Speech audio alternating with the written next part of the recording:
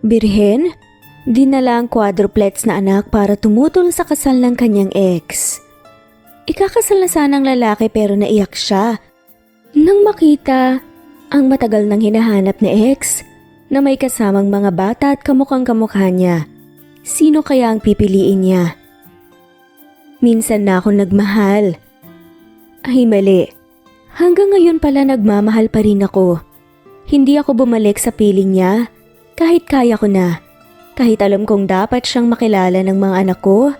Pero ang pagmamahal ko ay nabalot ng galit.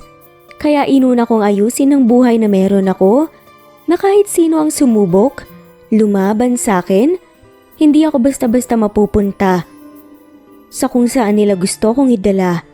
Hindi ako mapapatumba.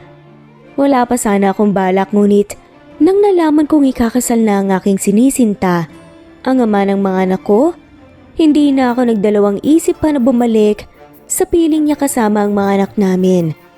Ako nga pala si Mara. Ito ang kwento ng pag-iibigan namin ni Rio na sinubukang paghiwalayin ngunit dahil ipinaglaban namin ang aming pag-iibigan, sa huli na buo namin ang pamilya ang aking pinapangarap. Ikakasal ka na, pero bakit ganyan ang itsura mo? Malambing na tanong ng ina ni Rio. Alam mo naman na hindi ko gusto tong kasal na to, ma, di ba? Alam ko. Alam namin pero tumatanda ka na, anak. Hindi lang yon, gusto ka naming makitang masaya ulit at ang babaeng pakakasalan mo ay nasa tabi mo simula pa noon. Kaya sigurado akong mapapasaya ka niya ulit. Malambing na sabi ng ina niya at nginitian ng napakatamis si Rio. Pilit ng nginitian na lang ni Rio ang kanyang ina at muling humarap sa salamin. Nalalapit na kasi ang araw ng kanyang kasal. Sa babaeng bata pa lamang sila ay may gusto na sa kanya, si Aya, na hindi nawala sa kanyang tabi at naging mabuting kaibigan simula noong iniwan siya ng taong kanyang minamahal na si Mara. Hindi alam ni Rio kung ano ang dahilan. Wala silang problema at kahit anong pagtatalo, ngunit isang araw, umalis na lamang kaagad si Mara na walang paalam at hindi na ulit nagparamdam pa. Ilang ulit nang sinasabi sa kanya ni Aya na siya ay nanlalaki pero kilalaan ni Rio si Mara, ang babaeng tanging minamahal niya. Alam niya na hindi ito kayang gawin ni Mara kaya naman hanggang ngayon palihim na pinapahanap ito ni Rio. Huminga ng malalim si Rio at tumilingiling para maalis sa kanyang isipan si Mara. Nginitian na lamang nito ang babaeng mananahi at sinabing yung kasuotan niya ang gagamitin sa kanilang kasal. Samantalang si Mara ay masayang pinagmamasdan na naglalaro ang kanyang 4 na anak. Oo, tama ang narinig niyo. 4 na mga anak. Quadruplets, 4 na kambal, 2 babae, 2 lalaki ang kanyang anak. Isa-isang nagsitakbuhan ng mga bata kay Mara habang ito ay nakaupo sa kanilang veranda. Mama, tignan mo tong nakita ko. It's a little ladybug. Mama, sabihan mo nga po tong si Rex, tinatapon po kasi sa akin yung insekto eh. Kanina pa po sila nag-aaway, Mama. Ang kulit kasi ng panganay eh. Isa-isang nagreklamo ang mga bata kay Mara. Natawa na lamang si Mara at pinagsabihan ang 4 na mga bata. Inutusan na rin ni Mara na maghugas ng mga kamay ang kanyang 4 na taong gulang na quadruplets at masayang sinunod naman ng mga bata ang utos ng ina. Agad na tinalikuran ni Mara ang mga bata at napahawak sa kanyang puso na sumisikip. Hindi na nakayanan ni Mara ang sakit at napangiwi ito. Napansin naman ito ng mga bata at dali-daling tumabi sa ina na puno ng pag-aalala. Wala itong mga anak, pagod lang si Mama sa trabaho. Mahinang tinawag ni Mara ang kanyang kanang kamay at katulong para tulungan siya. Agad na niyaya ng katulong ang mga bata na kumain samantalang ang kanang kamay ni Mara na si Kim ay ginabayan nito sa paglalakad papunta sa kanyang opisina. Ma'am, kailangan niyo na pong sundin ang sabi ng doktor. Magpa-opera ka na. Kundi pati ang puso mo madadali. Nag-aalalang sabi ni Kim. Sinong mag-aalaga sa mga anak ko kung matagal akong mawawala? Paano kung namatay ako at wala nang mag-alaga sa kanila? Hindi naman sa wala akong tiwala sa inyo. Pero iba pa rin talaga ang pangangalaga ng isang magulang. Napabuntong hininga na nga lamang si Kim at iniabot ang mga gamot sa kanyang amo. Mayroon kasing kung anong kailangan ipa-opera si Mara. Dahil buntis siya roon, ay hindi siya pwedeng magpa-opera dahil masyadong masela ng kanyang pagbubuntis. Lumipas ang ilang taon, hindi magawang magpa-opera ni Mara sa takot na baka lumaki ang mga batang hindi siya kilala o hindi malapit sa kanya. Tahimik na nag-iisip si Mara sa kanyang kwarto nang biglang tumawag si Kim sa 10 oras ng gabi. "O Kim, anong problema?" "Sinabi niyong tawagan ko kayo kagad. Kahit anong oras kung may natanggap po akong balita kay Ria, di ba?" Mahinang sabi ni Kim. Napalunok naman si Mara ng laway. Ang kaninang malungkot at pagod na kanyang katawan ay biglang nabigyang buhay sa pag-mention lamang ng pangalan ng kanyang pinakamamahal na lalaki. "Anong balita?" Seryosong tanong niya. "Ikakasal na po siya, mami. At hindi kayo makakapaniwala kung sino po ang babaeng mapapangasawa niya." Seryosong sabi ni Kim. "Sino?" "Si Aya." Mabilis ang sagot ni Kim. Napaawang naman ang bibig ni Mara.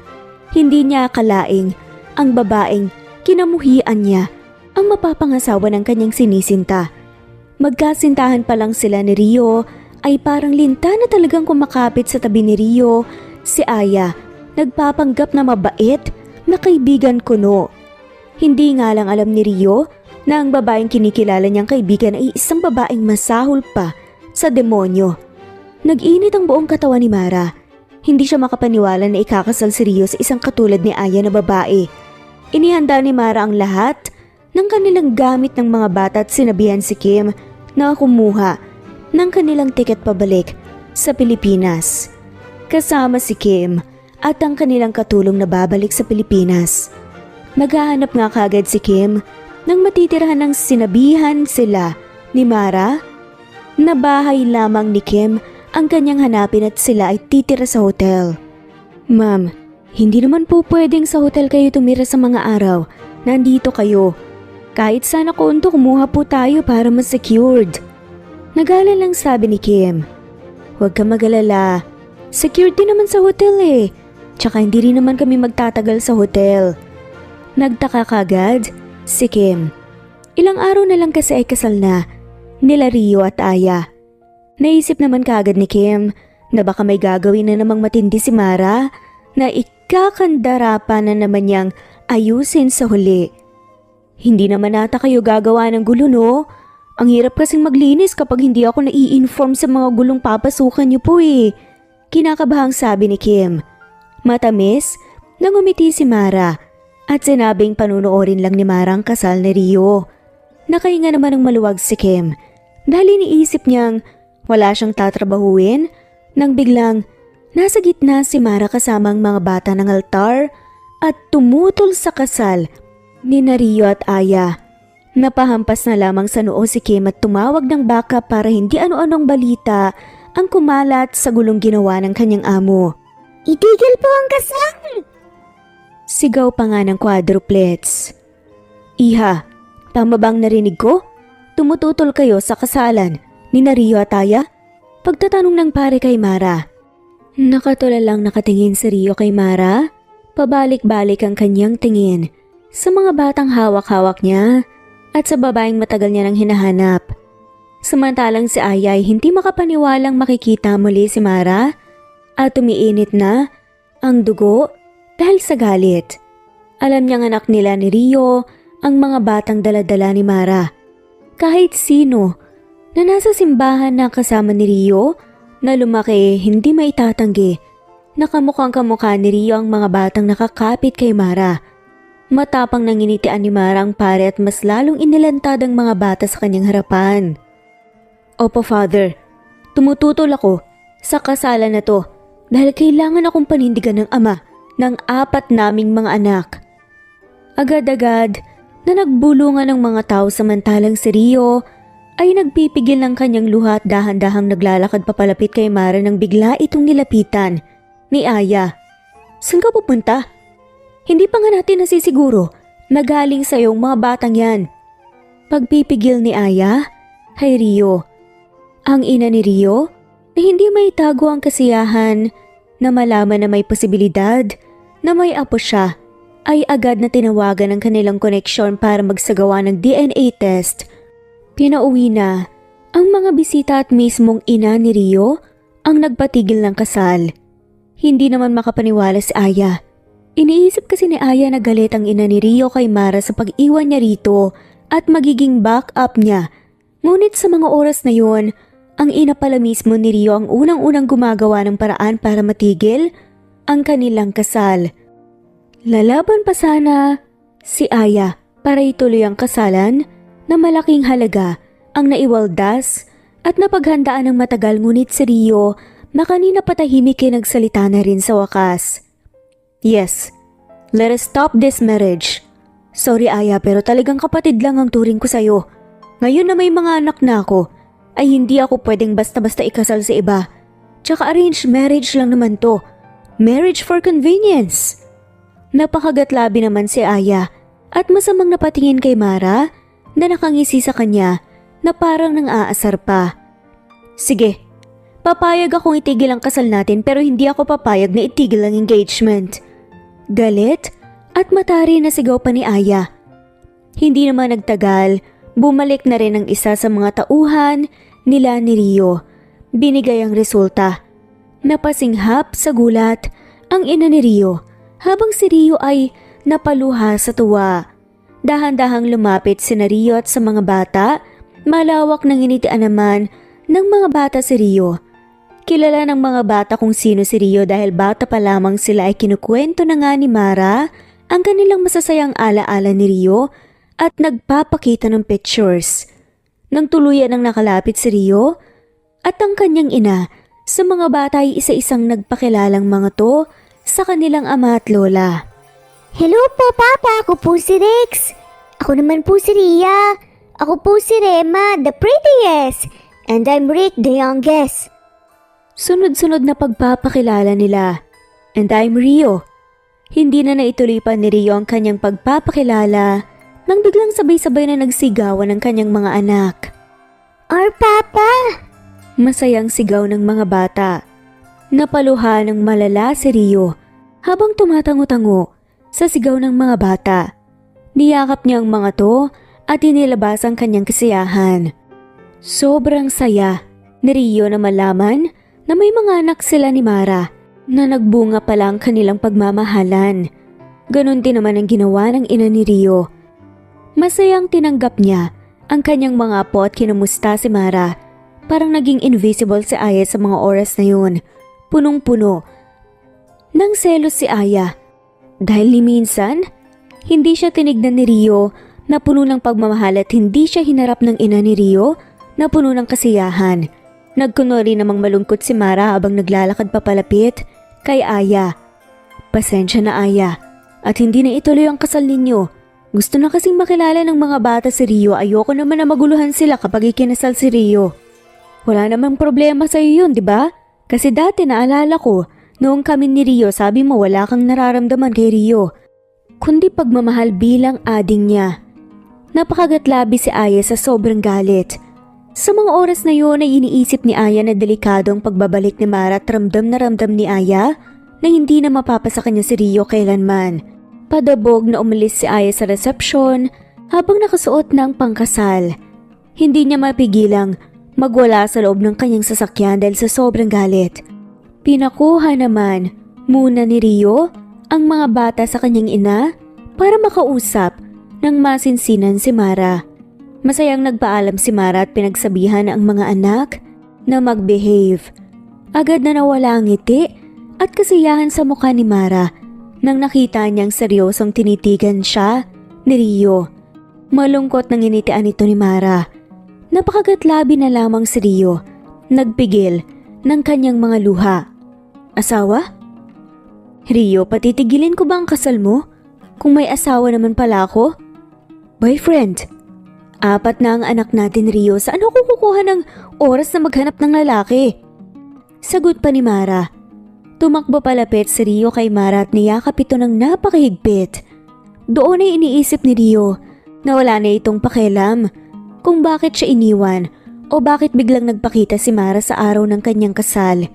Iniisip na lamang ni Rio sa mga oras na yun na hindi niya na muli pakakawalan pa si Mara at lahat gagawin niya para hindi na siya iwan muli nito. Hindi ako makahinga sa yakap mo. Hindi ko tuloy alam kung mamimiss mo ba ako o gusto mo na akong mawala ng buhay eh. Tiisin mo na lang muna yan. Ang inis na naipon ng ilang taon ay kailangan ko mailabas. Napangiti na lamang si Mara at niyakap pabalik si Rio. Napahinga ng malalim si Mara. Hindi niya akalain na ganun na lang pala ang kanyang pagkamiss kay Rio. Masamang tumingin si Mara sa kalawakan.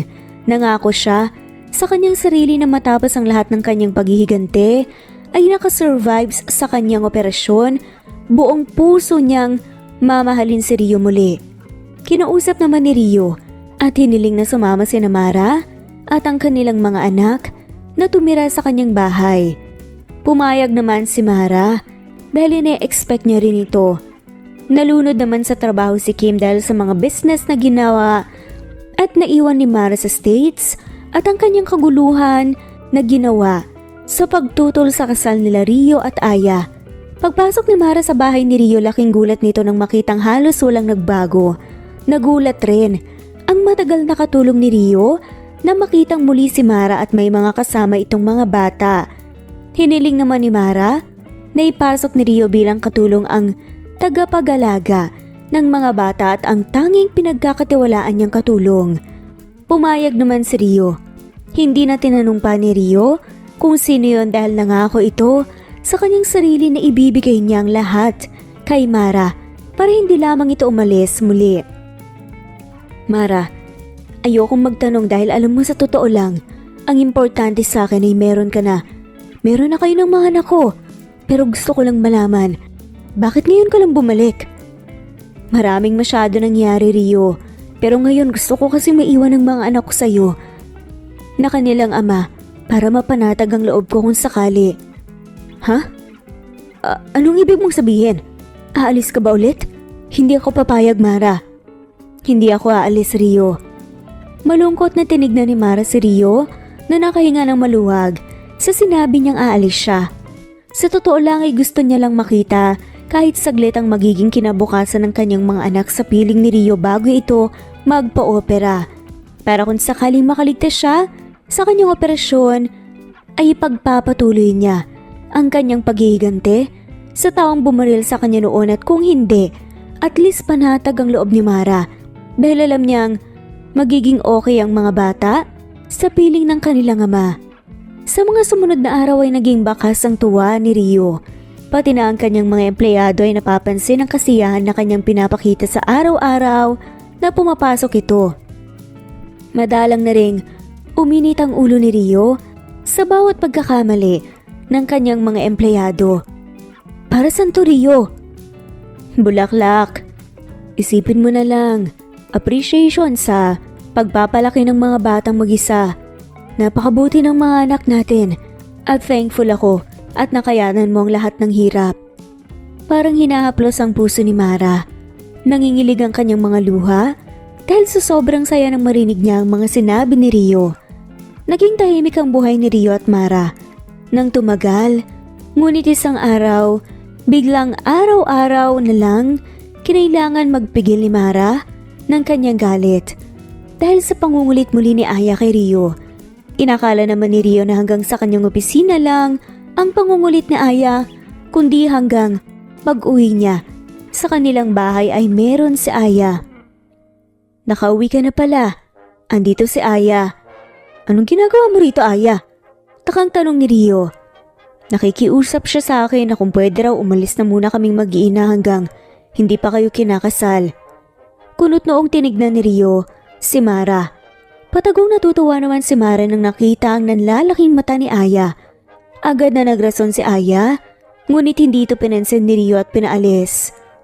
Ilang araw na rin kasing pilit na sinasabi ni Rio na itigil ang kanilang engagement dahil hindi naman talaga ito kayang mahalin ni Rio, ngunit mapilit talaga si Aya. Tinakot pa ni Aya si Rio, nasasaktan niya ang kanyang sarili kung ititigil ni Rio ang kanilang engagement. Maintindihan ko sana kung hanggang sa opisina lang ang pangungulit mo. Ngunit hindi ako matutuwa sa pangungulit mo rito sa pamamahay ko mismo at sa aking pamilya at nakikita pa ng aking mga anak. Pero Rio, fiancé mo ko. Tsaka ano-ano na lang sinasabi ni Mara para lang ipaghiwalay tayo. Paghinarte pa nga ni Aya. Sa paghinarte ni Aya ay naalala ni Mara ang lahat ng paghihirap niya sa tuwing sinisiraan siya ni Aya kay Rio noon, hanggang sa parati na lang pinag-aawayan nila Rio at Mara si Aya. Dahil sa lagi nilang pag-aaway, pinili nilang manahimik ni Mara, ngunit ngayon, hinding-hindi na nga niya hahayaan pa na paikuti ni Aya si Rio. At ang paninira nito, napasinghap ng malakas si Aya nang ma-realize niya kung ano ang ipinarinig na usapan nila ni Aya kanina. Napasinghap ng malakas si Aya nang na-realize niya kung ano at pilit na inagawang cellphone ni Mara. Dahil sa pag-aagaw ni Aya at Mara sa cellphone ay nahampas ni Aya ang dibdib ni Mara. Napangiwi sa sakit si Mara at nagsimula itong mahirapan makahinga. Nainis naman si Rio sa away at marahas na hinila si Aya palabas ng kanilang bahay. Teka lang Rio, ano ba? Nasasaktan ako. Bakit mo ba ako ginaganto ha? Maniwala ka sa akin, bumalik lang si Mara para sirain tayo. Katulad ng dati. Pagmamakaawa ni Aya kay Rio. Kung noon, mapapaikot mo ko, ngayon hindi na. Sapat na ang ugali na pinapakita mo sa akin para maintindihan ko ang mga sinasabi sa akin ni Mara noon. Umalis ka na. Padubog na umalis si Aya sa bahay ni Rio dahil sa galit at tinawag ni Aya ang kanyang tauhan para malaman ang sitwasyon ng kanyang pinapahanda para mapaghiwalay muli si Rio at Mara. Kung nagawa ko noon, magagawa ko ulit ngayon. Inis na sigaw ni Aya sa kanyang isipan. Pagpasok ni Rio sa bahay ay wala na roon si Mara. Pagpunta niya sa kwarto ni Mara ay hindi ito sinagot agad ni Mara. Nanginginig ang mga kamay ni Mara at pilit na inilalakad ang kanyang sarili papunta sa kanyang cabinet. Kailangan niyang uminom ng kanyang gamot dahil sa paghampas ni Aya sa kanyang dibdib kung saan ito natamaan ng bala. Pilit na kinakalma ni Mara ang kanyang paghinga kahit anong katok sa pintuan at tawag sa kanya ni Rio ay hindi ito sumagot dahil iniinda niya ang sakit na kanyang nararamdaman hanggang hindi na lang namalayan ni Mara na nakatulog na pala ito. Samantalang si Rio naman ay inisip na sumama ang loob ni Mara dahil sa gulong dinala ni Aya, kaya naman hinayaan niya na lang muna si Mara at kinausap lahat ng trabahador niya sa kanilang bahay pati ang mga security na huwag papapasukin muli si Aya. Araw-araw, nilalambing ni Rio si Mara. Talagang pinapakita ni Rio na seryoso ito sa panliligaw niya kay Mara. Gusto nito na mabuo ang pamilya nila ni Mara, kaya naman lahat ay ginagawa ni Rio para makuha na muli si Mara. Samantalang si Mara naman ay hindi nahihirapan na sa pinapakita ni Rio sa kanya. Alam niyang mahal niya si Rio at sa totoo lang ay gustong-gusto niya rin na muli silang magkabalikan ni Rio. Pero dahil marami pang gustong gawin, si Mara ay nililinyahan ni Mara ang kanilang relasyon ni Rio sa tuwing nagiging malapit na muli sila sa isa't isa. Ma'am, kailangan po nating magpa-check up rito dahil paubos na po ang iyong gamot para po makita rin natin ang kalagayan ng puso mo. Nag-aalalang sabi ng kanang kamay nito na si Kim. Patapos na ang buwan. Hayaan mo kung makasama muna ang mag-aama ko hanggang matapos ang buwan at doon ay magpapa-opera na ako. Saad pa ni Mara. Napakunot noo naman si Kim. Bakit hindi mo sabihin sa kanya, ma'am? Nagtatakang tanong ni Kim sa kanyang boss. Ayokong makita ang takot at awa sa mga paningin niya. Ayokong maging pabigat. Ayokong mag-alala siya ng sobra. Napabuntong hininga na lang si Kim at pilit na nginitian si Mara. Pumayag ito sa kagustuhan ng kanyang boss at sinabihan na tatawagan na lang siya para ipaalam ang schedule ng kanyang pagpapa-opera. Habang tumatagal ay nagiging halata na ang tinatagong sakit ni Mara sa kanyang itsura. Minsan ay napapatanong na rin si Rio kung bakit ito pumapayat at parang laging pagod. Iniba na lang ni Mara ang usapan nila sa tuwing tinatanong ni Rio ang pagbabago sa kanyang katawan. Nararamdaman na paunti-unti ni Mara ang paghihina ng kanyang katawan na minsan ay wala ng epekto ang kanyang gamot. Kumusta naman ang nararamdaman mo? Kumakain ka ba? Sabi ng mga katulong, lagi ka daw nagkukulong sa kwarto mo ah. Takang tanong ni Rio. Nakaisip kasi ako ng business na gusto kong simulan. At yun, nag-aabala ako. Huwag kang mag-alala, okay na okay lang ako. Saad naman ni Mara. Huwag mong pababayaan ang sarili mo, Mara. Kailangan ka pa namin ng mga bata. Tignan mo, ang payat-payat mo no at parang wala ka ng dugo sa muka. Napatawa na lamang ng bahagya si Mara. Malakas pa ako. Huwag kang mag-alala. Konting tulog lang to at pangako hindi ko nakalilimutan pa ang kumain. Puno man ng pag-aalala si Rio. Ngunit habang tumatagal ay nakakaramdam na ito ng duda kay Mara. Nakita kasi ni Rio na may kinakausap si Mara na lalaki at laging nakikipagkita sa isang babae. Minsan ay ang mga ito ay makikipagkita kay Mara sa gabi kahit na masyadong late. Hindi lamang ang sakit ni Mara at ang kanyang nararamdaman ang itinatago ni Mara kundi ang kanyang pagplaplano kung paano makapaghiganti. Si Aya naman ay patuloy sa paninira kay Mara. Ayaw nitong tumigil hanggang sa tuluyan na mawala si Mara. Isang gabi ay hinintay umuwi ni Rio si Mara. Nagulat naman itong si Mara nang pauwi na ito ay nakita niya si Rio sa sala na nag-aantay sa kanyang pagdating.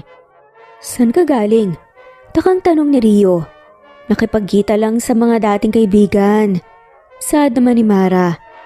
Alam mong kilala ko lahat ng mga kaibigan mo, Mara. Saad naman ni Rio. Ano bang gusto mong palabasin ni Rio? Sa susunod na tayo mag-usap, pagod ako, pwede ba? Saad na lamang ni Mara. Dali-daling pumasok sa kwarto si Mara para uminom ng kanyang gamot. Gusto niya sanang mag-explain ng maayos kay Rio, ngunit nakaramdam ito ng paninikip sa kanyang dibdib. Kaya naman sinungitan na lang niya si Rio at umalis. Sa mga sumunod na araw ay biglang napalayo ang loob ni Rio kay Mara. Napansin naman ito ni Mara at nalulungkot sa tuwing nagiging malamig si Rio sa kanya, lalo na sa tuwing sinusubukan niya itong kausapin. Isang araw ay dumating ang pamilya ni Rio para kumain ng dinner sa kanilang tahanan. Inasikaso naman ito ni Mara kahit nangihina na ang kanyang katawan. Matapos makapaghanda ay agad na pumunta ng kwarto si Mara para makapagpahinga bago mag-ayos. Naasikaso na rin kasi nito ang mga bata kaya wala na siyang gagawin kundi antayin ang oras ng pagdating ng pamilya ni Rio. Nakatulog ng matagal si Mara at mabuti na lang nag-alarm ito kaya naman dali-dali itong bumangon ngunit sa pagbangon niya ay nanikip ang kanyang dibdib. Sinubukan niyang uminom ng kanyang gamot ngunit naubos na ito. Problemado man si Mara ngunit pinilit niya ang kanyang sarili na pumasok sa banyo para maligo at makapag-ayos na. Habang inaantay nila Mara at Rio, kasama ng mga bata ang pamilya ni Rio, ay mapapansin ang iniindang sakit ni Mara dahil din sa kanyang pagpapawis. Napansin naman ito kaagad ni Rio at ginustong tanungin ngunit natigilan ito dahil sa pagdududa niya kay Mara. Hindi naman nagtagal ay dumating na ang pamilya ni Rio na maraming dalang regalo. Wow, gift! Thank you so much po! Akin po ito! Wow, ang laki! Paborito ko po ito eh! Yay! Thank you po ng marami po ah! Isa-isang pasasalamat ng mga bata nang natanggap ang kanilang mga regalo. Inanyayahan naman na ni Mara ang mga ito kumain. Natanong ng ina ni Rio kung ayos lang ba ito dahil sa namumutlang itsura ni Mara. Pilit na nanginitian ito ni Mara at sinabing pagod lamang ito. Sinabihan na lang ito ng ina ni Rio at Lola na huwag pag-udin ni Mara ang kanyang katawan. Yes po, wag po kayong mag-alala. Aalagaan ko naman po ang sarili ko ng maayos eh. Ano-ano kasing ginagawa siguro na hindi ko alam kaya ganyan. Sad na nga lamang ni Rio. Napatingin naman si Mara kay Rio na puno ng gulat sa kanyang itsura.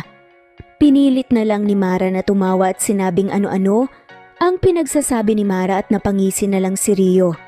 Hindi na mapigilan ni Rio ang magduda, lalo na at paulit-ulit na nagpapadala ng sulat at text si Aya ng mga paninira kay Mara. Hindi na sana maniniwala si Rio kay Aya, ngunit dahil sa mga napansin niyang mga kilos ni Mara na para itong may tinatago, ay hindi niya mapigilan ang kanyang sarili na maniwala sa mga pinagsasabi sa kanya ni Aya. Masayang nagkwekwentuhan ang mga bata at pamilya ni Rio. Samantalang si Rio ay walang sawang umiinom ng wine matapos kumain. At si Mara naman ay pinipilit na pinapakita ang sarili na okay lang kahit nawawalan na ito ng lakas at nahihirapan ng huminga. Okay ka lang ba, Iha? Masyado ka atang napagod. Nag-aalalang tanong ng lola ni Rio. Okay lang po ako. Kulang po ako ng tubig sa kusina. Sad na lamang ni Mara. Ginitian na lang ito ng matanda. Nangihinang tumayo si Mara at naglakad sa kusina. Kahit na anong sama ng loob at disappointment ang nararamdaman ni Rio kay Mara, ay hindi pa rin nito napigilan ang kanyang pag-aalala, kaya sinundan niya na si Mara sa kusina, ngunit laking gulat na lang ni Rio nang nakitang nagsuka ng dugo si Mara. Mara, nag-aalalang tawag ni Rio dito. Natulala si Rio sa itsura ni Mara. Matapos kasi nitong uminom ng tubig, ay bigla itong naubo ng dugo. Wala nang lakas si Mara, napunasan iyon, o di kaya ay tumakbo papunta sa kanyang kwarto. Muling nakaramdam si Mara ng paninikip ng kanyang dibdib hanggang sa napaluhod na ito sa sahig. Doon naman natauhan si Rio at dali-daling tumakbo papalapit kay Mara at sinigawan ng kanyang mga katulong na ihanda ang kanyang kotse. Napasinghap ng malakas ang ina ni Rio sa gulat nang makita ang dugo sa damit at bibig ni Mara. Samantalang ang lola ni Rio ay niyakap ang mga bata para hindi makita ang nangyayari sa kanyang ina. Halos mangiyak-ngiyak si Rio habang yakap-yakap si Mara sa loob ng kotse patakbo sa hospital. Ilang ulit nitong sinisigawan ng driver na bilisan ang kanyang pagtatakbo ng sasakyan. Nagising naman si Mara sa kalagitnaan ng pagtakbo sa kanya. Sa hospital, nakita niya ang nag-aalalang itsura ni Rio na lalong nagpasikip ng kanyang puso. Rio, tawag ni Mara sa lalaki. Mara, huwag kang magsalita. Papunta na tayo ng ospital. Akin ang cellphone mo. Bakit, Mara? Para saan pa? Ganito na nga nangyayari sa'yo eh. Pinagkakabalhan mo pa at inaatupag mo. Please? Sad na lamang ni Mara. Napakagat ng labi si Rio. Hinugot niya ang kanyang cellphone sa bulsa at ibinigay iyon kay Mara. Nag-type naman ng number si Mara sa phone ni Rio at sinabihan si Rio na tawagan niya iyon para sabihin kung ano ang nangyari sa kanya at pumunta ka agad sa hospital. Ayaw man gawin ni Rio iyon, ngunit wala itong choice kundi sumunod sa utos ni Mara. Pagdating nila sa hospital, ay agad na sinugod sa emergency room si Mara, ngunit hindi ito pumayag sa opera hanggang wala si Kim. Sir, may hinahanap pong tao si ma'am. Kung hindi po namin siya operahan ngayon, manganganib na po ang kanyang buhay. Kailangan na po namin alisin ang bala sa kanyang dibdib as soon as possible. Natatarantang sigaw ng doktor. Bala? Anong balang sinasabi mo? Nagtatakang tanong pa ni Rio. Magsasalita pa sana ang doktor para sabihan si Rio na magpalakas iyon. Ngunit agad na dumating si Kim sa eksena. Agad na nagpakilala si Kim na kanyang sekretary. Agad naman siyang pinapasok ng doktor sa emergency room para makausap si Mara. Pilit na sumama si Rio sa loob para makita ang kalagayan ni Mara. Nanghina ang buong katawan ni Rio nang nakita nitong maraming machine at nurses ang nasa kwarto. Kim, tawag nga ni Mara sa kanyang sekretarya. Mama, dito na po ko. Nag-aalalang sabi naman ni Kim. Habang inooperahan ako, gawin mo na ang plano. Sad na nga lamang nito. Tumango naman si Kim. Agad na sinabihan ni Kim na simulan na ang operasyon. Gulong-gulo si Rio sa mga nangyayari. Nakatulala lang ito sa kawalan. Nang lumabas ang doktor ay agad nitong nasabi na naalis na nila ang bala sa dibdib ni Mara. Ngunit dahil naapektuhan na ang puso ni Mara, ay hindi pa rin nakakalayo sa panganib ang buhay ni Mara. Kaya kailangan nila itong obserbahan. Kalmadong pinakinggan iyon ni Kim habang si Rio ay nadudurog na sa sobrang pag-aalala. Na-realize na kasi ni Rio kung ano ang ibig sabihin ni Mara noong sila ay nag-usap tungkol sa pag-iwan sa kanya ng mga bata kapag nawala siya. Takot na takot si Rio habang iniisip na baka mamatay si Mara at mawala sa kanya. Ito po ang mga documents ni Ma'am sa US at mga gamot po ng kanyang tinake ng ilang taon. Kalmadong sabi ni Kim na assistant ni Mara sa doktor. Nang narinig ni Rio si Kim, nakalmadong nakikipag-usap sa mga doktor na para bang matagal niya itong pinaghandaan, ay mas lalong naguluhan si Rio. Sunod-sunod na mga tanong ang tumakbo sa isipan ni Rio sa mga oras na iyon. At dahil alam niyang si Kim lang ang makakasagot ng mga iyon, ay lakas loob itong lumapit kay Kim para kausapin. Sekretary ka niya? Sa anong bagay? O negosyo yan? Tanong nga ni Rio. Mas mabuti pa po, si Ma'am na po ang magpapaliwanag sa inyo. Walang emosyong sabi ni Kim at akmang tatalikuran na si Rio. Para simulan ang pinapatrabaho ni Mara ay pinigilan ito ni Rio. Bakas sa mukha ni Rio ang pagkadesperado na malaman kung ano ang mga nangyayari. Para sa kanya ay may karapatan din itong malaman ang lahat. Nakaramdam naman ng awa si Kim at sinabihan na mag-usap sila sa private na lugar, hindi sa maraming taong nakakarinig. Niyaya naman ni Rio si Kim sa kanilang bahay. Hindi na nagtaka si Rio kung paano alam ni Kim ang kanilang bahay dahil panigurado ay sinabi ni Mara. Nag-aalalang nagtanong ang pamilya ni Rio pagdating nito sa kanilang bahay. Masaya namang niyakap ng mga bata ang kanilang tita Kim. Sunod-sunod na nagtanong ang mga bata kay Kim kung kamusta ang kanilang ina.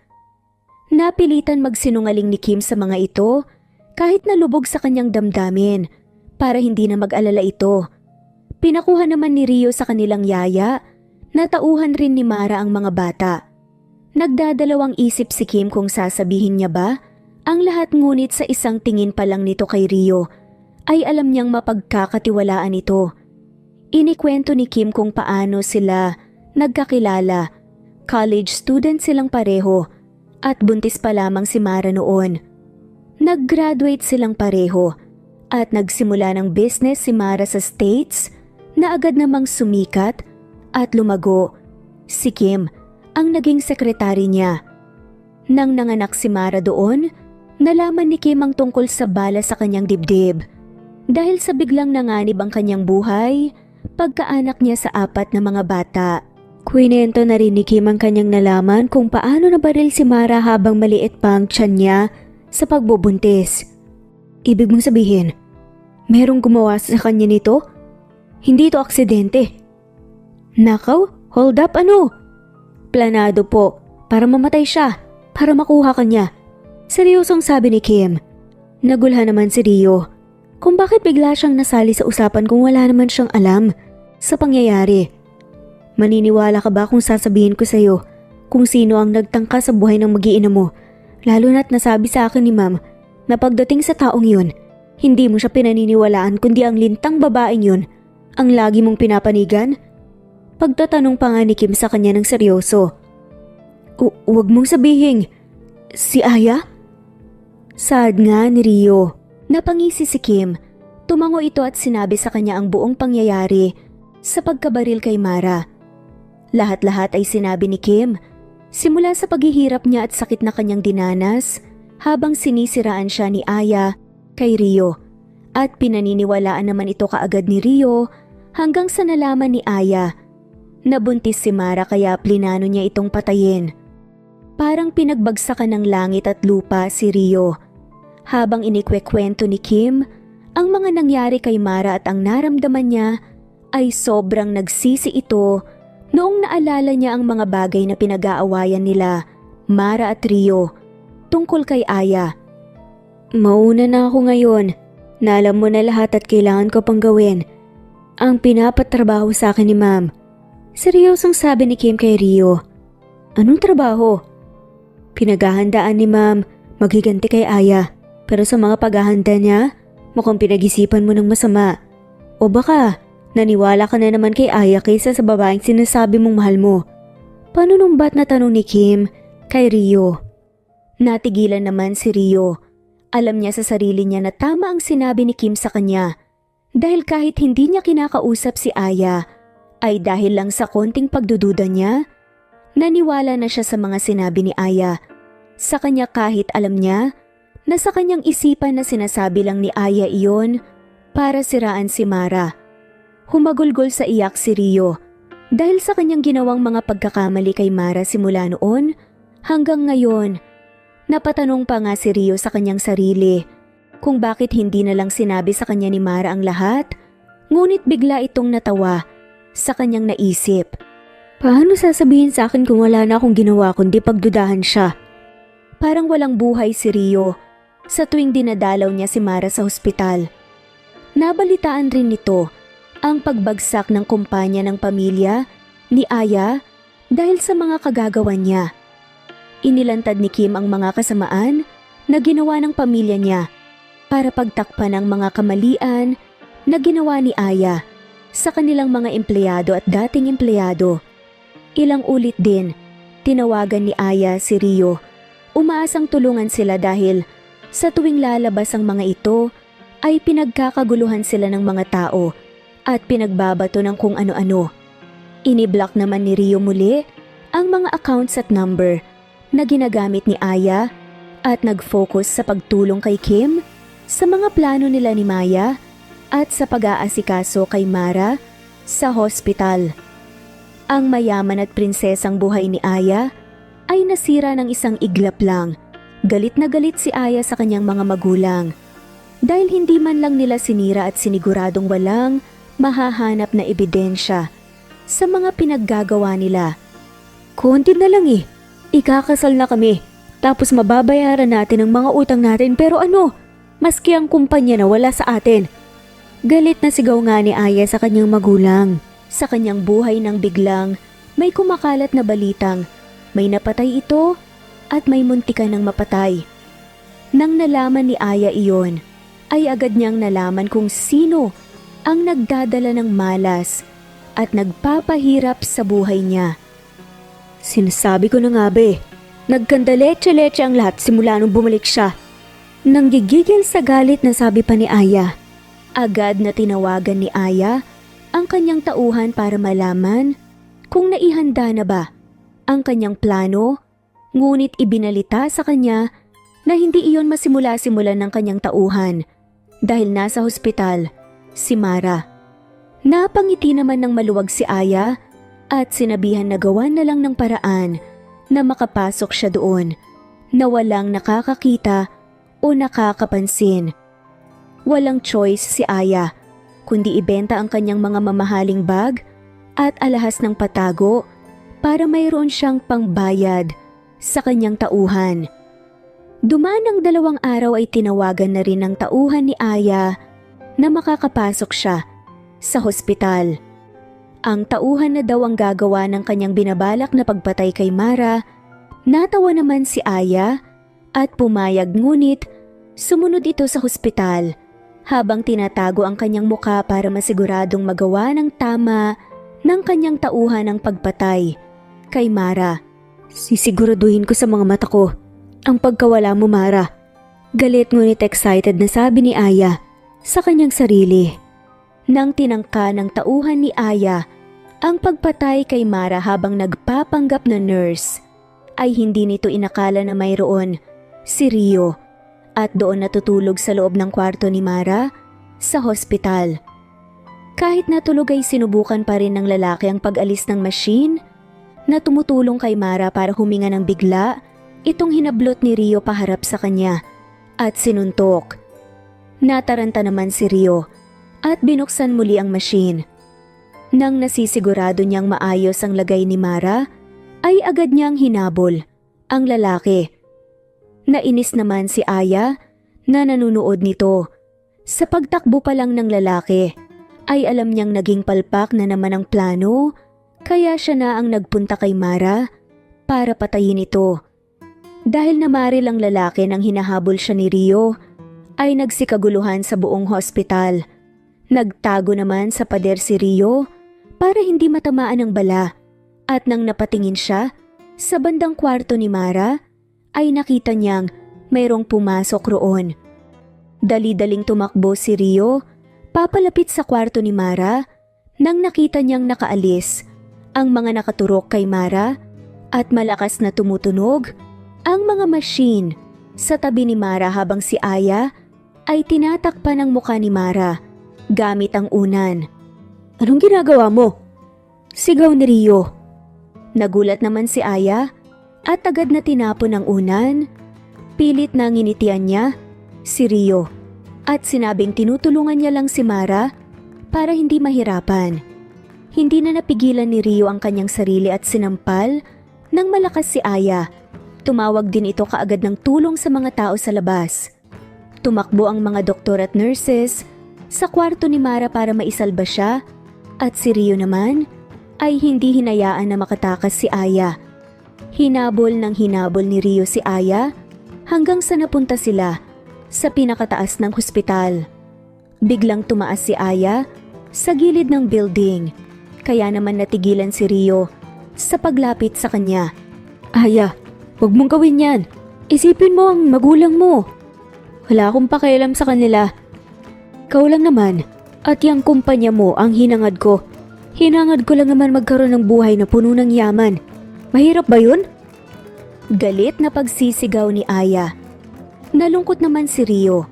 Ang inosente niyang kaibigan na kasamang lumaki ay biglang nag-iba sa kanyang harapan. Alam ni Rio na ang ugaling pinapakita niya ay ang totoong Aya.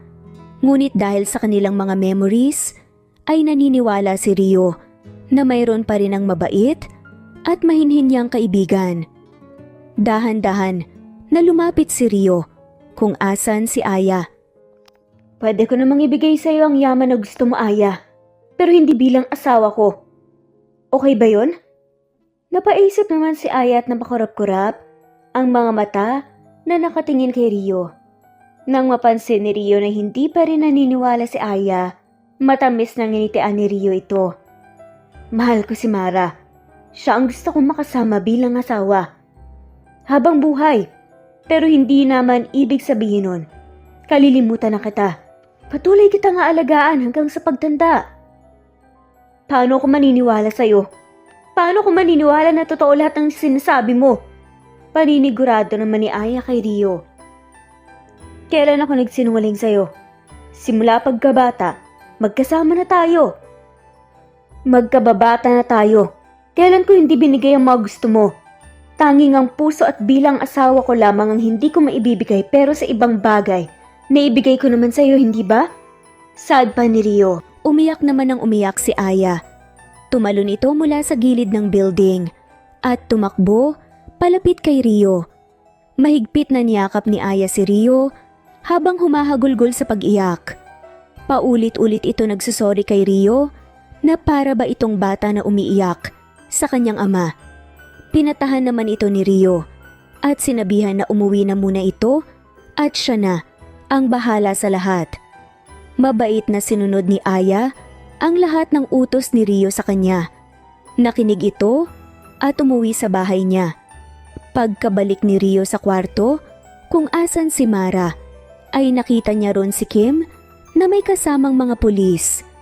Nasabihan ito na nahuli na ang lalaking unang nagtangka kay Mara Matapos ang pag-uusap nila Rio, Kim at ng mga pulis ay umalis na rin ang mga pulis. Nagpapasalamat na lang si Rio at walang nangyari kay Mara. Anong balak mo kay Aya? Imposible naman na siya pa rin ang papanigan mo kung nakita mo na ang buong kayang gawin. Nakasamaan yan. Sunod-sunod na pagtatanong ni Kim kay Rio. Huminga na lang ng malalim si Rio at sinabihan si Kim na siya mismo ang magpapadala kay Aya sa mental hospital. Inikwento rin ni Rio ang buong pangyayari kay Kim at sinabi ang buong balak nito. Dahil mukhang wala pa ring tiwala si Kim kay Rio, ay tinawagan ni Rio si Aya para ipakita kay Kim na hawak-hawak niya na si Aya at susunod sa lahat ng gusto nito. Nang lumipas ang ilang araw, ay walang ginawa si Aya kundi magpabili kay Rio ng mga gamit at mga pagkain. Lahat naman ay ibinigay ni Rio kay Aya nang walang problema. Sa tuwing magkasama sina Rio at Aya ay nagtatanong ito ng mga bagay na nagawa ni Aya. Dahil sa kasiyahan sa buhay ni Aya ay inamin niya ang lahat kay Rio at sa huli ay humingi ito ng tawad kay Rio lalo na sa kanyang mga ginawa kay Mara. Nang nakakuha ng magandang ebidensya si Rio ay ibinigay niya ito kay Kim.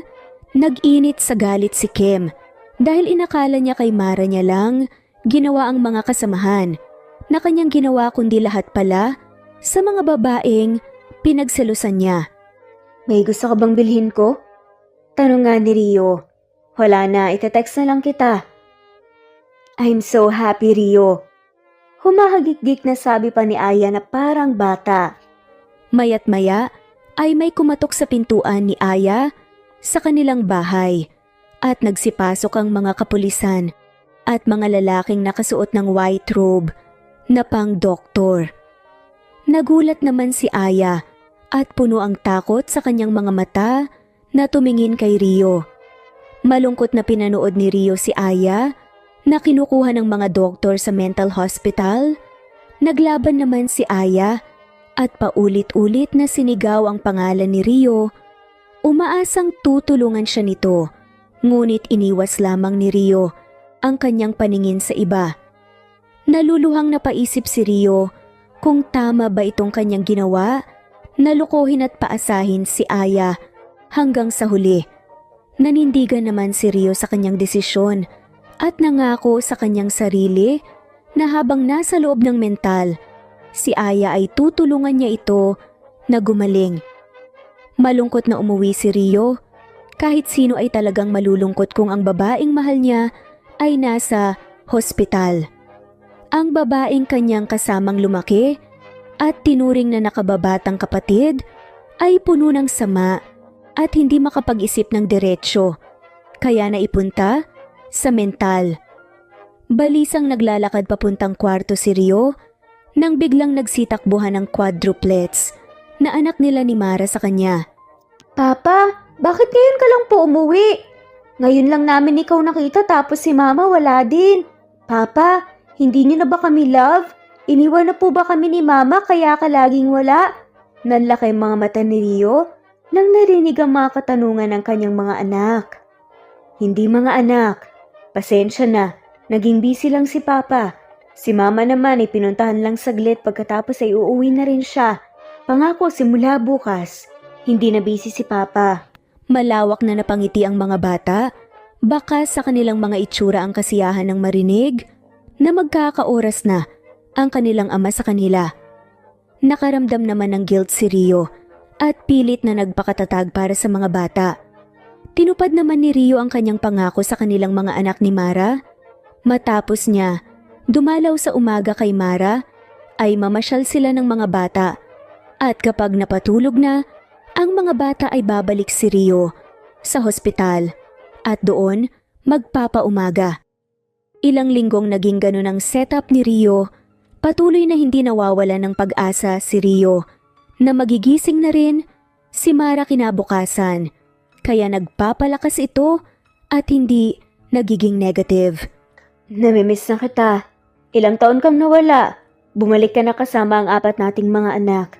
Nawala akong kaalam-alam. Nalaman ko lahat ng nangyari, lahat ng pagkakamali ko at paano kita nasaktan. Ngayon na wala ng problema. Nagkakaganyan ka naman?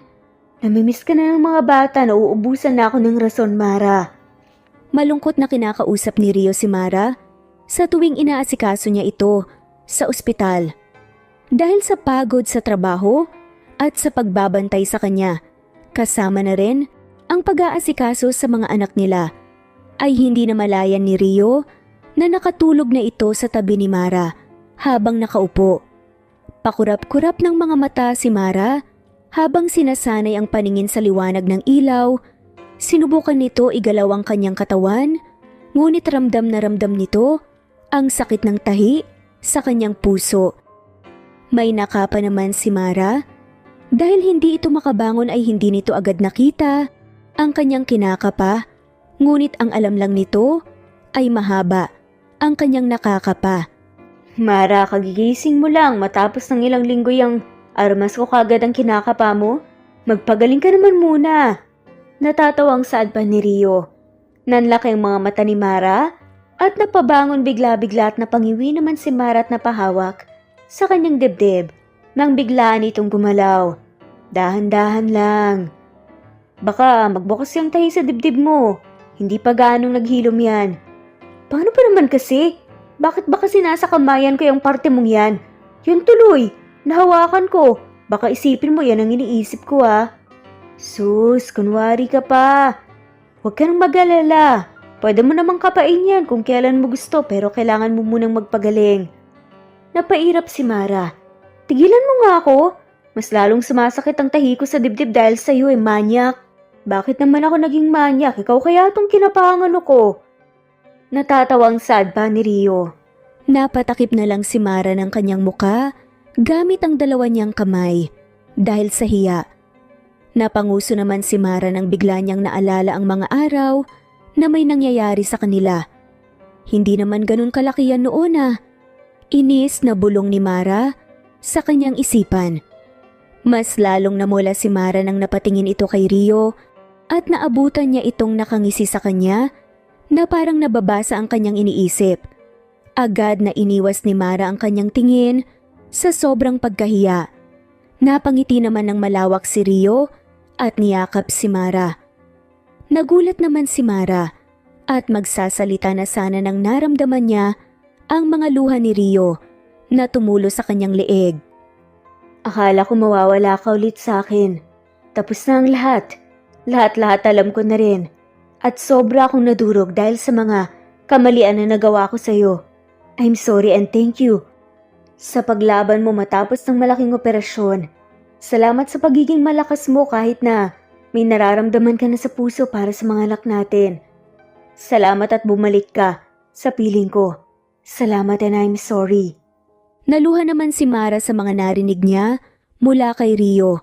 Lahat ng kanyang tiniis ng ilang taon ay nailabas niya dahil lamang sa mga sinabi ni Rio. Parang hinahaplos ang puso ni Mara sa mga oras na iyon, patuloy na umiyak ang dalawa habang yakap-yakap ang isa't isa. Nang nagawang kumalma ni Mara, ay sunod-sunod na tanong ang kanyang tinanong kay Rio tungkol sa mga nangyari habang siya ay tulog matapos ang operasyon.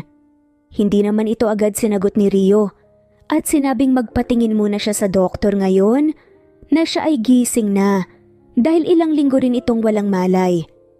Nakahinga ng maluwag si Rio nang marinig na walang problema kay Mara.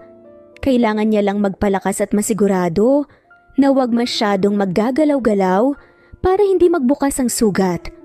Napagsabihan rin si Rio na siguraduhing malinis ang tahi ni Mara para maiwasan ang infeksyon. Okay na daw ako Ano nang nangyari? Tanong nga ni Mara. Natawa naman si Rio. Sa pagmamadali ni Mara, sinabi ni Rio ang lahat-lahat simula noong siya ay na-hospital. Sinabi rin ni Rio ang kanyang naramdaman nang nalaman niya ang buong katotohanan tungkol kay Aya. Wala itong tinago kay Mara ni isang simple at maliit na detalye kundi sinabi niya ang lahat. Sa mga sumunod na araw ay nag-focus si Mara na magpagaling. Nagawa rin nitong i-video call ang kanilang mga anak na sobrang nakamiss sa kanya. Matagal ka pa po uwi, Mama? Bibili ka po ba pasalubong? Mama, gusto ko po ng donut. Ako naman po, Mama, toys. Walang tigil na nagsabi ng mga gustong pasalubong ang mga bata. Masakit man sa damdamin ni Mara ang hindi magsabi ng totoo sa mga bata, ngunit ayaw niya itong pag-alalahanin. Dumalaw na rin ang pamilya ni Rio para kamustahin si Mara. Ramdam na ramdam ni Mara ang pagmamahal mula sa pamilya ni Rio dahil sa pangangalaga nila sa kanya habang nasa hospital ito. Simula kasi nang siya ay nagising ay araw-araw nang dumadalaw ang nanay at lola ni Rio. Samantalang si Rio ay namamangha sa tuwing pinag-uusapan nila Kim at Mara ang tungkol sa trabaho.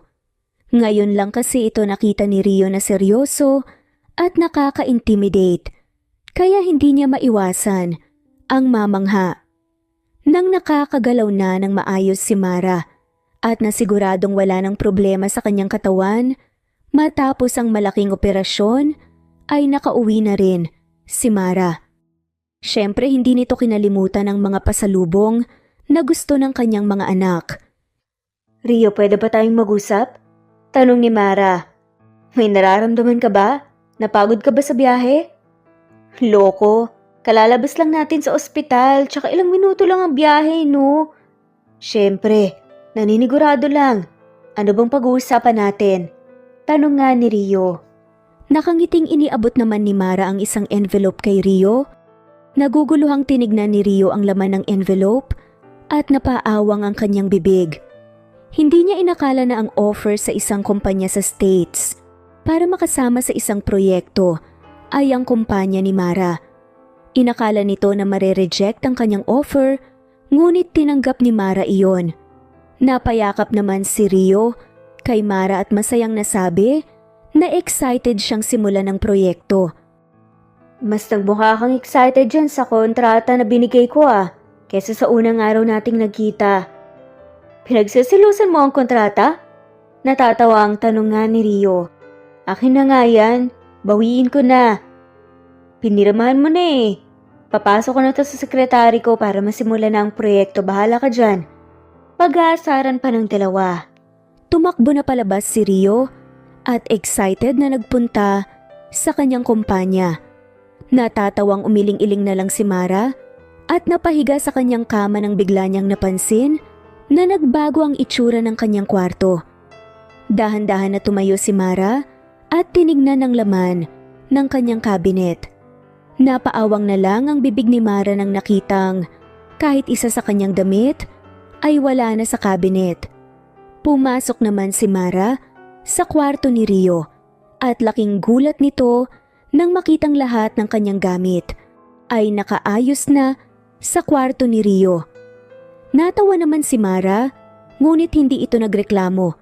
Bago kasi ito umalis sa hospital, ay nangako na siya sa kanyang sarili. Nakalilimutan niya na lahat ng sakit na kanyang naramdaman sa nakaraan nila ni Rio. Nakangiting humiga si Mara at agad na naging komportable ng amo ang pabango ni Rio sa unan. Mahimbing na nakatulog si Mara, ngunit nagising ito dahil sa pagdating ni Rio.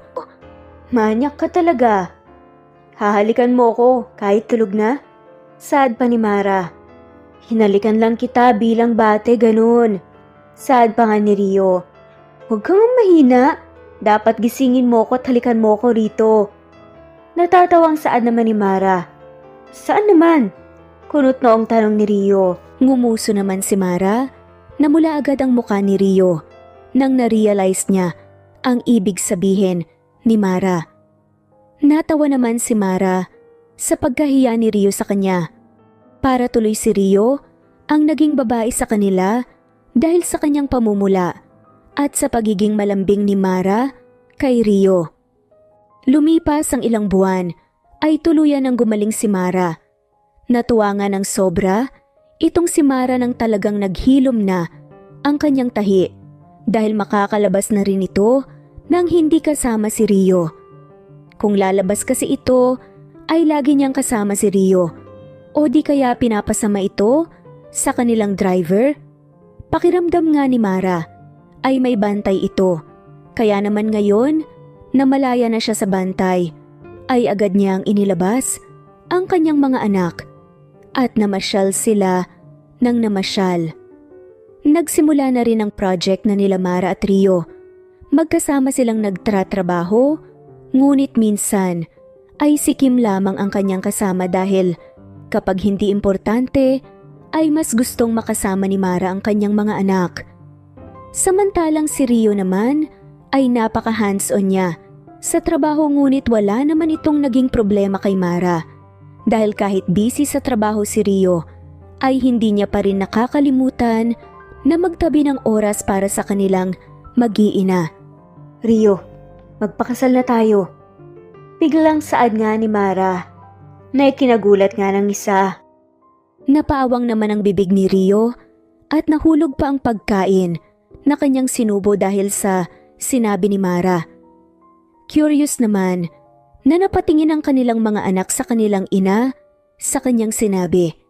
Mama, ano po yung kasal? Kasal po ba is yung official na po kayong mag-asawa?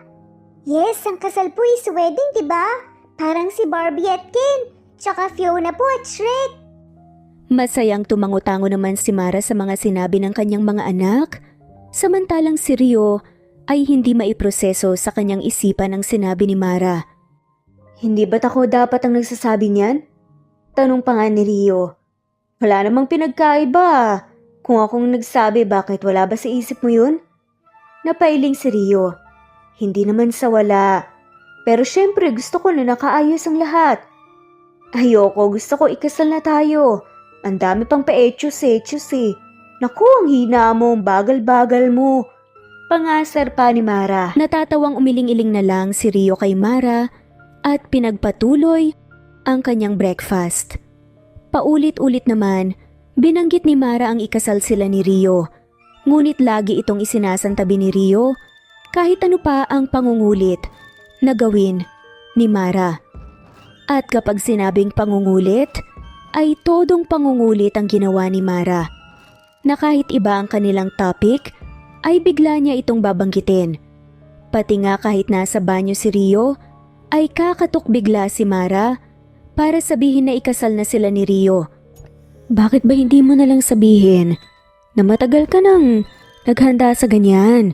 Pinaghandaan mo ang proposal mo, tinihintay mo na lang dumating yung singsing. Natatawang tanong ni Kim kay Rio.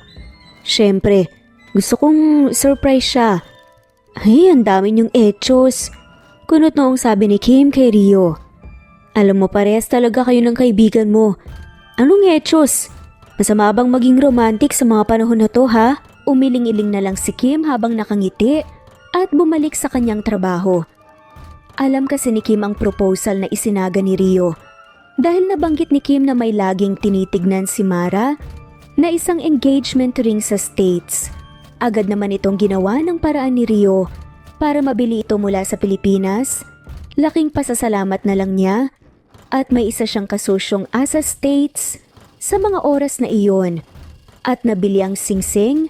Ang problema nga lang ay natagalan sa pag-uwi ang kanyang kasosyo dahil nagbakasyon sila ng kanyang pamilya. Patuloy naman si Mara sa pangungulit kay Rio hanggang sa nanahimik na ito. Inisip na lang ni Mara na baka wala pa sa isip ni Rio ang magpakasal. Oh, bakit nakatalikod ka na naman sa akin? Tanong ni Rio. Umamin ka nga sa akin? Ayaw mo ba akong pakasalan, ha? Singhal na nga ni Mara. May sinabi ba ako? Wala, pero bakit hindi ka kasi pumapayag sa gusto ko, ha? Eh ano naman ngayon kung ako'y nag-propose? Napabuntong hininga na lang si Rio at marahan na inayos ang buhok ni Mara palikod sa kanyang tenga.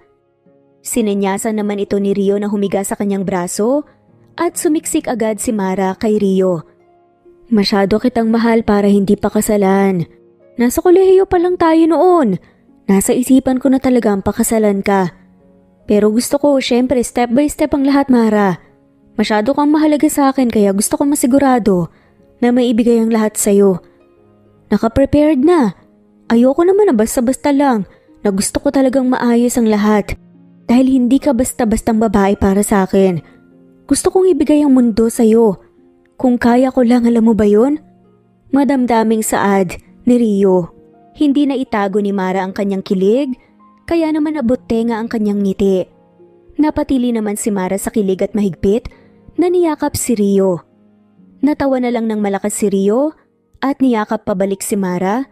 Nagkwentuhan pa ang dalawa hanggang sa tuluyan na silang nakatulog.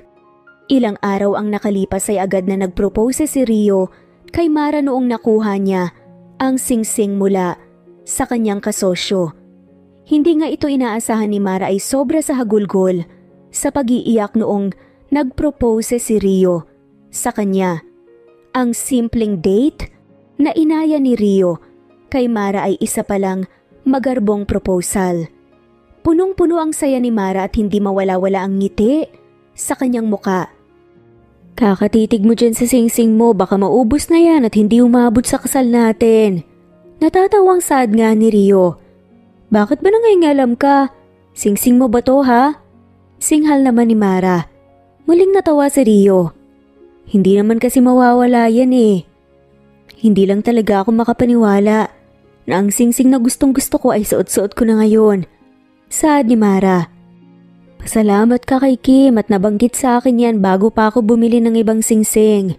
Saad nga ni Rio. Humihingi nga ng bonus eh. Yun na daw ang pasasalamat ko. Saad naman ni Mara. Natawa naman ng malakas si Rio. Iba rin kasi itong si Kim. Wala atang balak mag-asawa at ang pera ang gusto niyang asawahin. Mas gusto niyang kumita ng pera kesa makipag-date. Kahit ilang ulit na siyang pinipilit ni Mara na makipag-blind date man lang, ay laging tinatakbuhan ni Kim, si Mara. Naging abala naman sina Rio at Mara sa kanilang kasal at proyekto sa kanilang business na magkasama. Siyempre, hindi mawawala ang kadalinggong pamamasyal nilang buong pamilya matapos nilang magsimba. Nakaugalian na ng mga ito na lumabas ng linggo at magsimba at mamasyal. Kumbaga family day nila. Hoy Kim, ikakasal na ako. Ikaw virgin pa rin? Meron na kaming second chance, ikaw. Hay, ganyan pa din. Pwede bang asawahin ko na lang ang trabaho ko? Ha? Kunot noong tanong ni Kim habang inaayos ang gown ni Mara. Napabuntong hininga na lang si Mara at iniisip ang dapat gawin sa kanyang kaibigan. Nag-focus naman na ito sa kanyang kasal. Bago magsimula ang kasal, ay nagpakita muka ang mga bata kay Mara sa isang kwarto kung saan siya inaayusan. Wow, Mama, ganda mo po. Kaya nga, Mama, para kang princess. Mama, parehas tayong pretty. You look amazing po. Isa-isang papuring sabi ng mga bata kay Mara. Na-touch naman si Mara sa pagpupuri ng kanyang mga anak. Ngunit mas lalo atang malulusaw ang kanyang puso sa sobrang kakyutan ng mga bata habang nakaformal na suot. Matapos makipagkulitan ni Mara ay hindi nagtagal, tinawag na siya ng isang staff ng hotel kung saan ang kanilang resepsyon para sabihin na kailangan niya nang magpunta sa simbahan. Malapit lang naman ang simbahan sa hotel kaya halos 1 minuto lang ang magiging biyahe. Hindi pa nagsisimula ang kasal ay umiiyak na si Rio dahil sa sobrang kasiyahan, ngunit nang biglang nagbukas ang pinto ng simbahan at naipakita si Mara ay biglang tumigil ang oras kay Rio. Punong-puno ang saya sa puso ni Mara habang naglalakad ito, papalapit sa kauna-unahang at huling lalaking kanyang minahal. Nakangiti lang sa isa't isa sina Mara at Rio habang magkahawak ang kamay sa kanilang kasal hanggang sa napunta na sila sa pagsabi ng mga wedding vows hanggang sa sinabi na ng pari ang pinakaiintay ng lahat. Hanggang sa wakas, you may now kiss the bride. Masayang sabi na nga ng pari.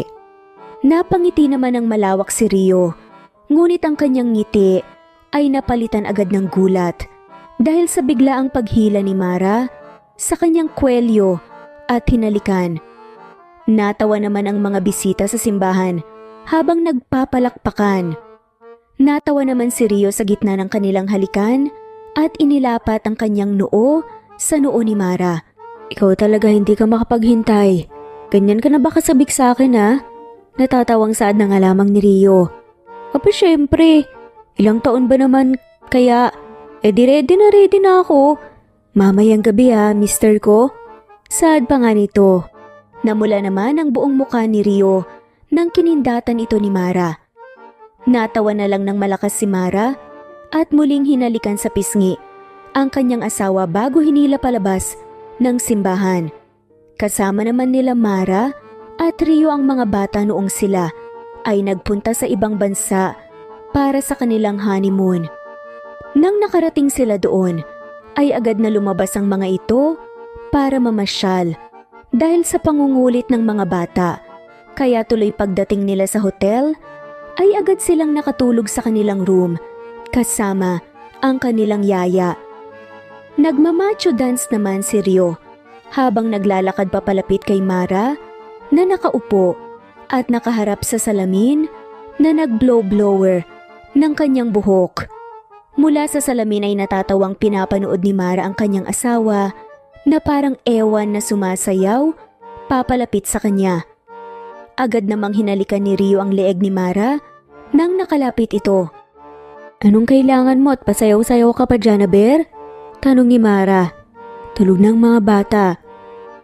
Marahang saad naman ni Rio. Ganun ba? Di matulog na rin tayo. Saad ni Mara. Nagmadali namang tumayo si Mara at humiga sa kanilang kama. Nagtataka pang tinignan ni Mara si Rio na nakatulala na pinapanood si Mara. Ano pang ginagawa mo? Halika na at mahiga na tayo, inaantok na ako. Aya ni Mara. Aba, ano to? Nakuha mo lang ang gusto mong kasalan. Wala nang ganun-ganun? Saad pa ni Rio. Napairap si Mara. Saka natawa. Bakit, masama ba? Hindi pa pwede. Grabe tong baklang to. Tumalon si Rio kay Mara sa kama na naging dahilan ng hiyaw ni Mara. Pinaunlanan ng halik ni Rio si Mara habang si Mara naman ay pabirong kumakawala sa pagkahawak ni Rio. Pero agad itong natigil at nawala ang kanyang kakulitan ng biglang hinalikan ito ng malalim ni Rio sa kanyang labi. Binitawan na ni Rio ang pagkahawak niya sa mga kamay ni Mara. Automatikong pumulupot naman ang kamay at paa ni Mara kay Rio habang nasa ibabaw si Rio kay Mara. Sobrang sabik na sabik ang dalawa sa isa't isa. Malakas na napapaungol si Mara ng pangalan ni Rio at pakiramdam nito ay masisiraan na ito sa bait sa sobrang sarap ng pinaparamdam ni Rio sa mga oras na iyon. Nang nailabas na ni Rio ang dapat niyang ilabas kay Mara, ay marahan na pinosisyon ni Rio. Natigilan na lang ang dalawa ng sariling katawan na nila ang bumigay. Hingal na nakahiga sina Mara at Rio na magkatabi. Kumuha naman na ng pamunas si Rio at inasikaso si Mara bago linisin ang kanyang sarili. Nang nasigurado na ni Rio na malinis na silang dalawa ni Mara, ay tumabi na rin ito kay Mara at niyakap ito. Hinding-hindi na ako mawawala ng ilang taon. Grabe ka, hindi ko maramdaman ang mga paa ko. Saad ni Mara. Isang araw pa lang yun ha. May ilang araw pa at buwan. Nahahabulin. Natawa naman ng malakas si Mara sa biro ni Rio at sumiksik sa kanyang katawan. Niyakap ng mahigpit ni Mara si Rio at hinalikan ito. Napakasaya ko, Rio. Sobrang saya ko. Mahal na mahal kita, alam mo ba yun? Walang araw na hindi kita minahal. Masuyong saad pa ni Mara. Mahal na mahal din kita, Mara, kahit may pagkabaliw ka kung minsan. Pabirong hinampas ni Mara si Rio sa dibdib. Natawa na lamang si Rio at muling niyakap ang asawa at hinalikan ang kanyang noo. Mahal kita, Mara, totoo yan. Nagpapasalamat nga ako at minahal mo rin ako sa kabila ng lahat ng pagkakamali ko sa'yo. Kaya napakaswerte ko at ikaw ang naging asawa ko. Pero pag uulitin mo pa talaga, hindi na talaga ako babalik sa'yo. Saad ni Mara. Eto, panira ka talaga ng moment eh. Wala kang karumaromantik sa katawan mo. Tumawa na lang si Mara ay malawak, na nakangiting ipinikit ang kanyang mga mata. Ganon din naman si Rio, nakangiti at yakap-yakap niya ang kanyang asawa hanggang sa tuluyan na itong nakatulog. Matapos nilang mag-honeymoon, ay agad naman silang umuwi sa Pilipinas dahil may pasok ang mga bata at marami pang gagawin sina Rio at Mara sa kanilang proyekto. Ipinagsama naman nila Rio at Mara ang kanilang kumpanya at ipinangalan itong Quadro dahil sa kanilang 4 na kambal na mga anak. Si Aya naman ay wala pa rin sa sarili, ngunit nakakatanggap ito ng maayos na pagtrato sa loob ng mental dahil tinutulungan pa rin ito ni Rio at inaalagaan. Once na gumaling si Aya, ay diretso itong mapupunta sa kulungan para sa ilang taon, nahatol sa kanya sa mga kasong patong-patong na ikinaso sa kanya. Ilang taon nang nakalipas, ay nadagdagan naman ng kambal na babae ang pamilya nila Mara at Rio. Kinabahan pa nga si Mara at inakala niyang 4 muli ang kanyang iluluwa ngunit 2 lang ang ibinigay sa huli. Puno nga ng ingay at tawanan ng bahay nila Mara at Rio dahil sa kanilang mga anak. Wala namang nagrereklamo kahit sino dahil natutuwa silang pinapanood ang mga sobrang cute na mga bata. Naging maalaga pa nga ang quadruplets sa ading nilang kambal na babae. Gawa tayo ulit. Try natin yung triplets naman para makumpleto na. Napairap si Mara. Uy, ano bang tingin mo sa akin ha, ATM machine? Nasa tuwing papasok ka sa akin magluluwal ako ng bata? The more the merrier. Natatawang sadpan ni Rio. Sige na nga sa isang kondisyon. Ano yun? Lahat ibibigay ko sa'yo basta try natin mag-triplets ha. Ikaw ang magbuntis. May nakita ako sa Facebook na itinuturok sa lalaki para daw siyang magbuntis eh. Pili ang saad naman ni Mara. Napalunok naman sa takot si Rio at inalis ang kamay na nakaakbay kay Mara. Iniisip pa lang kasi ni Rio na manganganak ito sa kanyang armas sa ibaba ay nahihimatay na ito. Paano pa kaya kapag kambal? Alam naman ni Mara ang naiisip ni Rio kaya walang tigil ito sa kakatawa. Oh, bakit bigla kang natahimik? Try mo din magluwal dyan sa junior mo. Tignan natin kung hindi ka mawawala ng isip. Eto naman eh, binibiro lang kita. Tsaka 6 na anak natin. Baka hindi ko na ma-memorize ang mga pangalan nila at tsaka malilito na ako sa dami. Tignan mo, halos iisa lang ang mga mukha eh. Sad pa ni Rio. Natawa na nga lamang si Mara. Talaga lang ah. Pero na-imagine mo na kung sakaling ikaw ang manganganak dyan sa ano mo? Natatawang saad pa nito. Ano yun mga anak? Tinatawag niyang papa? Sige, papunta na. Pagwawalang bahala na nga lamang ni Rio sa sinabi ni Mara. Tumatawang umiiling na lang si Mara nang tinakbuhan ito ng kanyang asawa. Masayang pinanood ni Mara ang kanyang mag-aama na masayang naglalaro at muling napupuno ang kanyang puso ng kasiyahan. Marami mang pagkukulang si Rio, ngunit ginawa niya ang lahat para maging maayos na lalaki para lamang kay Mara. Si Mara naman ay hindi hinayaan na mabalot ito ng galit at patuloy na nagmahal kahit nasasaktan na. Kahit anumang away at pagkukulang ng dalawa sa isa't isa, ay pinakinggan pa rin nila ang kanilang pagmamahalan sa isa't isa hanggang sa pinagtagpo muli sila ng tadhana.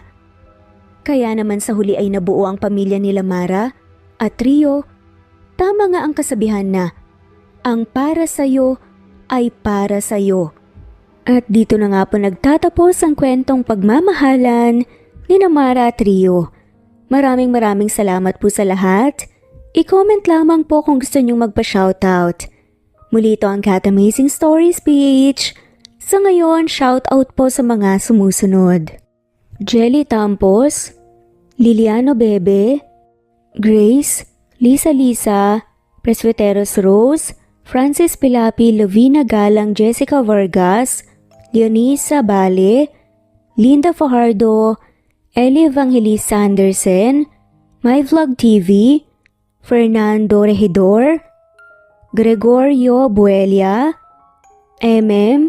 Teresita Schmid, Ostonalito Lolito Wayong, Kuya Ato, Filipina 08, Nancy Costanilla, Beth Sardina, Cleo Waling, Linley of Macau, Merlin Baroza, Merlilin, Elizabeth Setenta, Senerio, Mercy Villantes, Sanerio Romano, Serenia Lucero, Lina Rosemary Vasquez, Cecilia De Leon, Marilu Borja, Merlita, Cabida, Jesusa, Ann, Teresita, John Tadeo, Anita Hernando, Silveria Morales, Evangeline Zamora, Annalisa Danola, Helen Murillo, Augustina Aniceto, Elsa Nerio Romana Gorospe,